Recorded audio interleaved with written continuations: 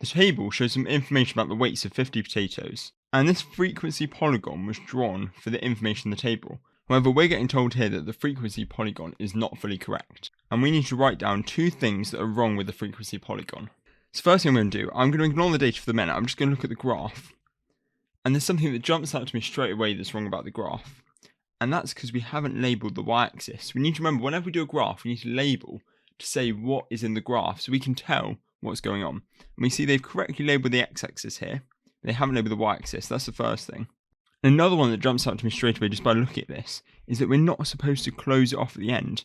So these lines are great, having these lines along here, but we're not then supposed to close off the shape. So what I can say here is the polygon, because this is creating a polygon here, should not be closed. Great, so we've actually answered the question because it's only asked us for 2 things that are wrong. There's also another one that we could have noticed, so we haven't actually looked at the data yet. And if we look at this data and see how it's plotted, we'll be able to see that these are plotted correctly, but this first point here isn't.